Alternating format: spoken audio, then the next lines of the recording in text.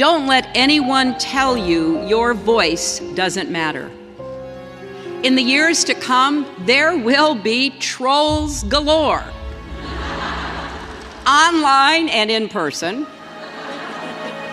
eager to tell you that you don't have anything worthwhile to say or anything meaningful to contribute. They may even call you a nasty woman. Thank you very much for that warm welcome. I am so grateful to be here back at Wellesley, especially for President Johnson's very first commencement, and to thank her, the trustees, families and friends, faculty, staff, and guests for understanding and perpetuating the importance of this college, what it stands for, what it has meant, and what it will do in the years ahead. And most importantly, it's wonderful to be here with another green class to say congratulations to the class of 2017.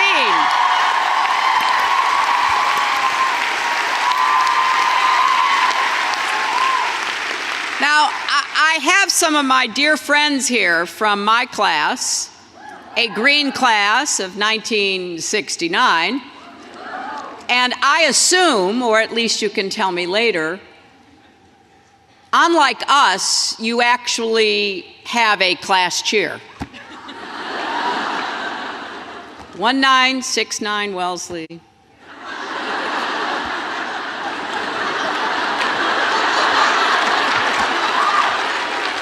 Yet another year with no class cheer.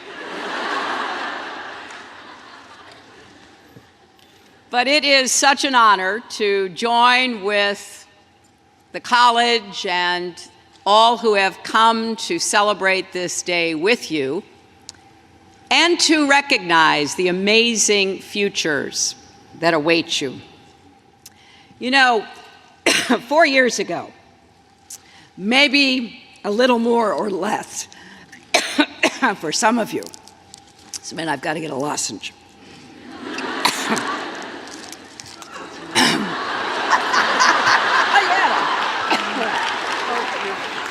Thank you. I told the trustees I was sitting with, after hearing Tala's speech, I didn't think I could get through it. So we'll blame allergy instead of emotion. But you know, you arrived at this campus.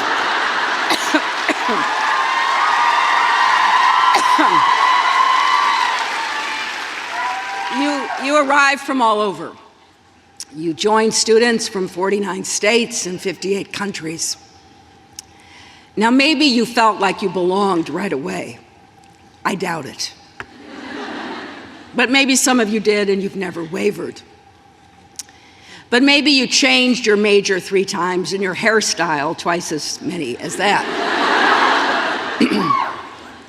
Or maybe after your first month of classes, you made a frantic collect call. Ask your parents what that was.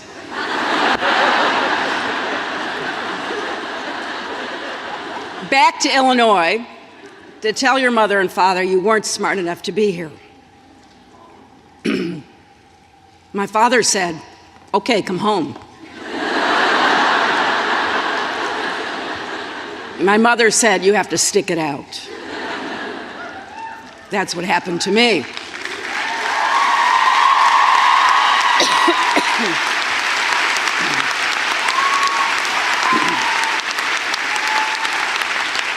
But whatever your path, you dream big.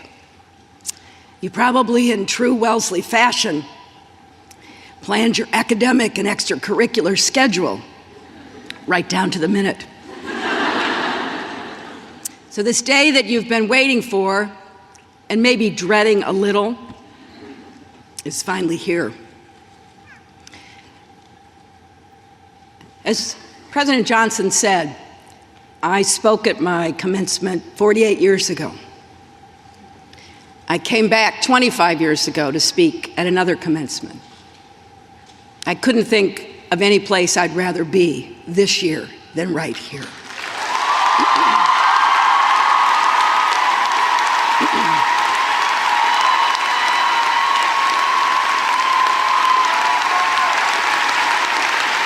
Now,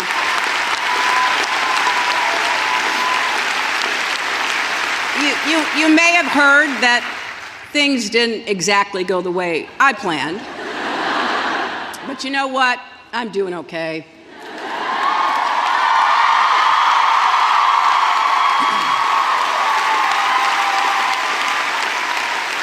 I've gotten to spend time with my family, especially my amazing grandchildren. I was going to give the entire commencement speech about them, but was talked out of it. Long walks in the woods, organizing my closets, right? I won't lie, Chardonnay helped a little too.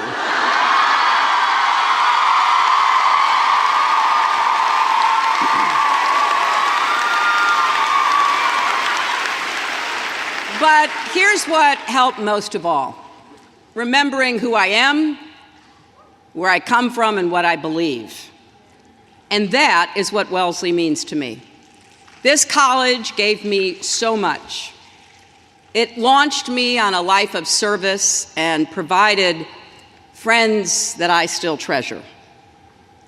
So wherever your life takes you, I hope that Wellesley serves as that kind of touchstone for you. Now, if any of you are nervous about what you'll be walking into when you leave the campus, I know that feeling. I do remember my commencement. I'd been asked by my classmates to speak. I stayed up all night with my friends, the third floor of Davis, writing and editing the speech by the time we gathered in the academic quad. I was exhausted, my hair was a wreck. The mortarboard made it even worse. But I was pretty oblivious to all of that, because what my friends had asked me to do was to talk about our worries and about our ability and responsibility to do something about them. We didn't trust government, authority figures, or really anyone over 30. In large part thanks to years of heavy casualties and dishonest official statements about Vietnam, and deep differences over civil rights and poverty here at home. We were asking urgent questions about whether women, people of color, religious minorities, immigrants would ever be treated with dignity and respect. And by the way, we were furious about the past presidential election of a man whose presidency would eventually end in disgrace with his impeachment for obstruction of justice.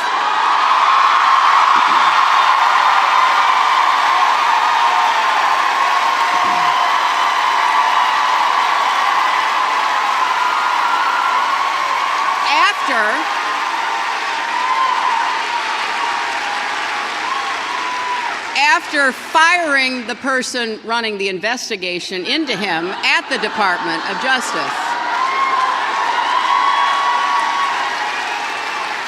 But here's what I want you to know. We got through that tumultuous time. And once again, we began to thrive as our society changed laws and opened the circle of opportunity and rights wider and wider for more Americans. We revved up the engines of innovation and imagination. We turned back a tide of intolerance and embraced inclusion. The we who did those things were more than those in power who wanted to change course. It was millions of ordinary citizens, especially young people, who voted, marched, and organized.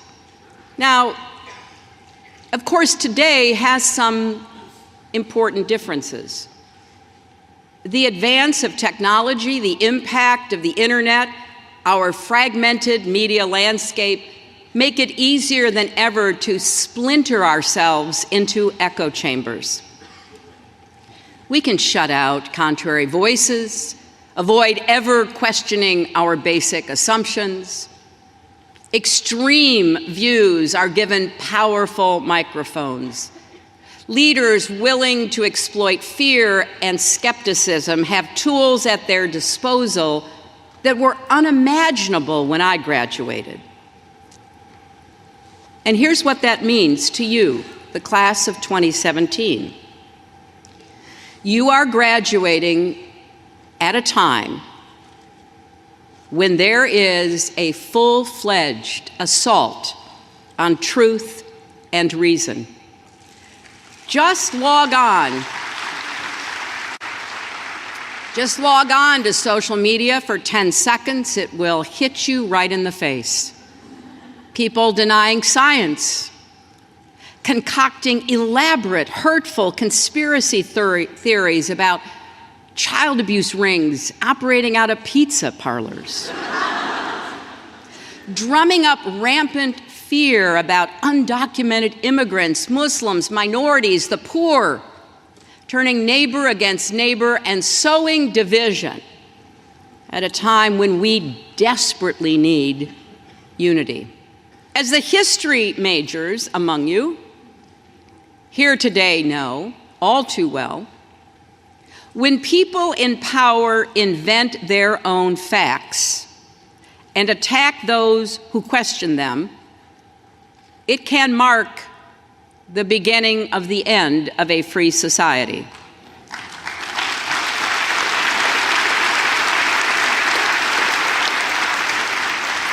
That is not hyperbole. It is what authoritarian regimes throughout history have done.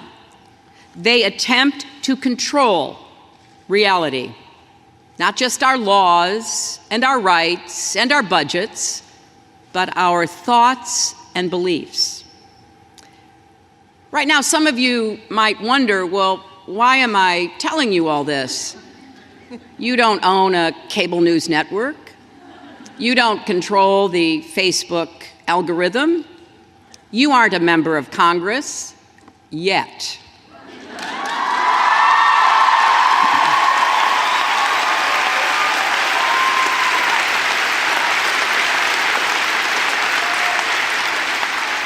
Because I believe with all my heart that the future of America, indeed the future of the world, depends on brave, thoughtful people like you insisting on truth and integrity right now, every day.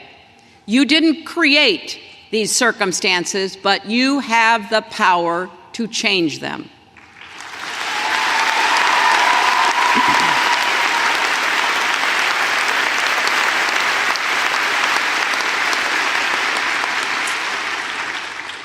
Václav Havel, the dissident playwright, first president of the Czech Republic, wrote an essay called The Power of the Powerless. And in it, he said, the moment someone breaks through in one place, when one person cries out, the emperor is naked. When a single person breaks the rules of the game, thus exposing it as a game, everything suddenly appears in another light. What he's telling us is if you feel powerless, don't. Don't let anyone tell you your voice doesn't matter. In the years to come, there will be trolls galore, online and in person, eager to tell you that you don't have anything worthwhile to say or anything meaningful to contribute. They may even call you a nasty woman.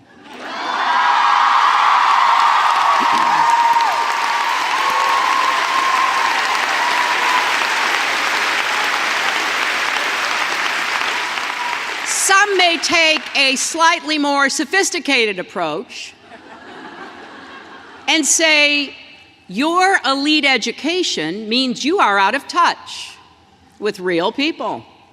In other words, sit down and shut up. Now, in my experience, that's the last thing you should ever tell a Wellesley graduate.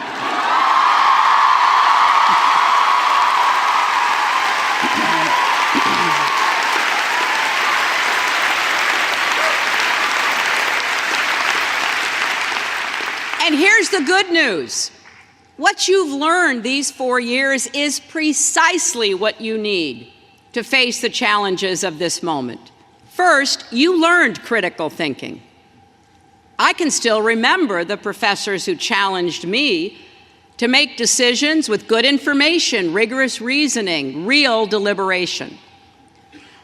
I know we didn't have much of that in this past election, but we have to get back to it. After all, in the words of my predecessor in the Senate, Daniel Patrick Moynihan, everyone is entitled to his own opinion, but not his own facts.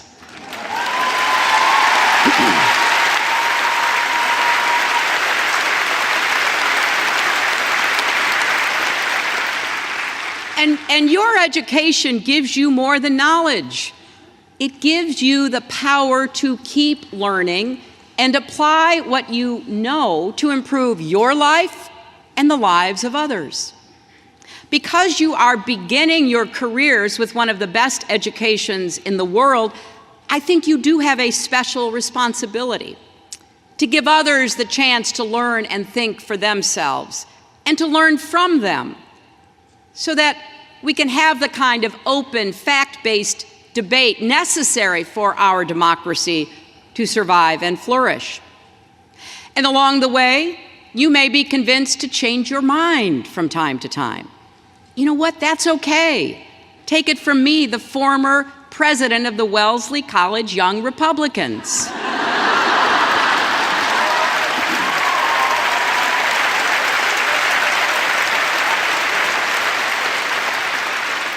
Second, you learn the value of an open mind and an open society. At their best, our colleges and universities are free market places of ideas, embracing a diversity of perspectives and backgrounds. That's our country at our best, too. An open, inclusive, diverse society is the opposite of an antidote to a closed society where there is only one right way to think, believe, and act. Here at Wellesley, you've worked hard to turn this ideal into a reality. But the only way our society will ever become a place where everyone truly belongs is if all of us speak openly and honestly about who we are, what we're going through. So keep doing that. And let me add that your learning, listening, and serving should include people who don't agree with you politically. A lot of our fellow Americans have lost faith in the existing economic, social, political, and cultural conditions of our country. Many feel left behind, left out, looked down on. Their anger and alienation has proved a fertile ground for false promises and false information. Their economic problems and cultural anxiety must be addressed, or they will continue to sign up to be foot soldiers in the ongoing conflict between us and them. The opportunity is here. Millions of people will be hurt by the policies, including this budget, that is being considered. And many of those same people don't want dreamers deported or health care taken away. Many don't want to retreat on civil rights, women's rights, and LGBT rights. So if your outreach is rebuffed, keep trying. Do the right thing anyway. We're going to share this future. Better do so with open hearts and outstretched hands than closed minds and clenched fists. And third,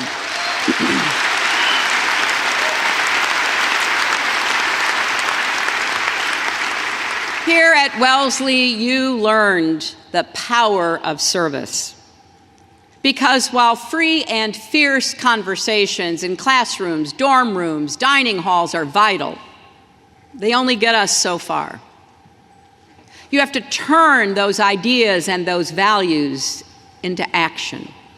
This college has always understood that.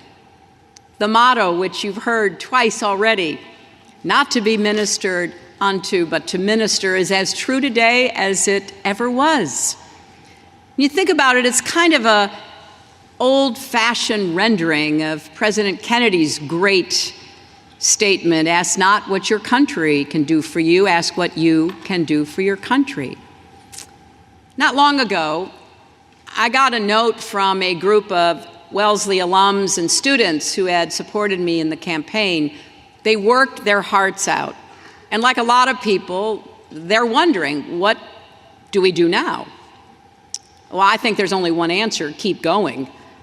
Don't be afraid of your ambition, of your dreams, or even your anger. Those are powerful forces, but harness them to make a difference in the world. Stand up for truth and reason. Do it in private, in conversations with your family, your friends, your workplace, your neighborhoods, and do it in public, in Medium posts, on social media, or grab a sign and head to a protest. Make defending truth and a free society a core value of your life every single day. So wherever you wind up next, the minute you get there, register to vote.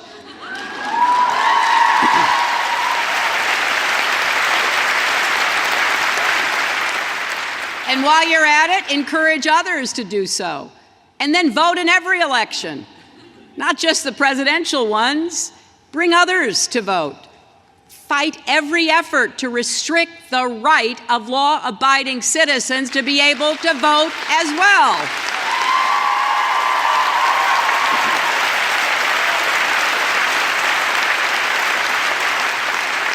Get involved in a cause that matters to you. Pick one, start somewhere.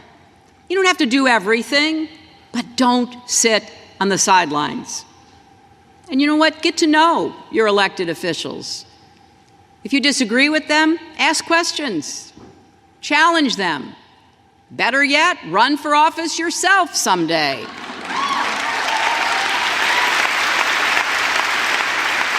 Now, that's not for everybody, I know. And it's certainly not for the faint of heart. But it's worth it. As they say in one of my favorite movies, A League of Their Own, it's supposed to be hard. The hard is what makes it great. As Tala said, the day after the election, I did want to speak particularly to women and girls everywhere, especially young women, because you are valuable and powerful and deserving of every chance and opportunity in the world. Not just your future, but our future depends on you believing that. We need your smarts, of course, but we also need your compassion, your curiosity, your stubbornness. And remember, you are even more powerful because you have so many people supporting you, cheering you on, standing with you through good times and bad. You know, our culture often celebrates people who appear to go it alone. But the truth is, that's not how life works. Anything worth doing takes a village. And you build that village by investing love and time into your relationships. And in those moments, for whatever reason, when it might feel bleak, think back to this place, where women have the freedom to take risks, make mistakes, even fail in front of each other. Channel the strength of your Wellesley classmates and experiences. I guarantee you, it'll help you stand up a little straighter, feel a little braver, knowing that the things you joked about and even took for granted can be your secret weapons for your future. One of the things that gave me the most hope and joy after the election, when I really needed it, was meeting so many young people who told me that my defeat had not defeated them.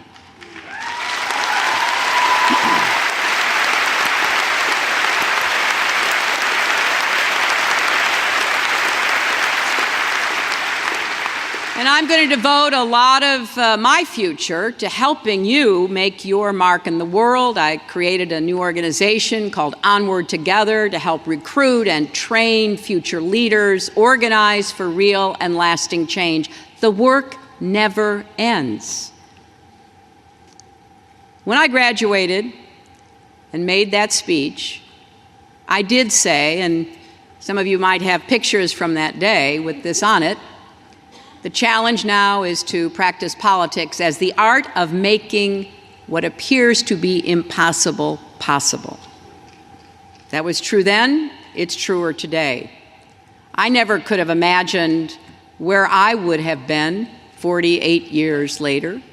Certainly never that I would have run for the presidency of the United States or seen progress for women in all walks of life over the course of my lifetime, and yes, put millions of more cracks in that highest and hardest glass ceiling.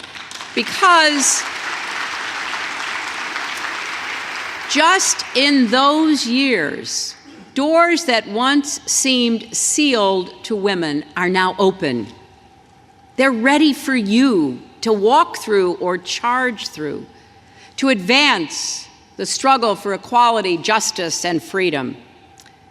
So whatever your dreams are today, dream even bigger.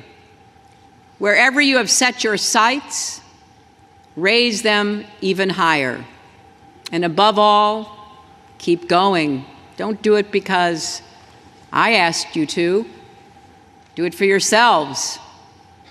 Do it for truth and reason. Do it because the history of Wellesley and this country tells us it's often during the darkest times when you can do the most good. Double down on your passions. Be bold. Try, fail, try again, and lean on each other. Hold on to your values. Never give up on those dreams. I'm very optimistic about the future because I think after we've tried a lot of other things, we get back to the business of America. I believe in you with all my heart. I want you to believe in yourselves. So go forth, be great, but first, graduate. Congratulations!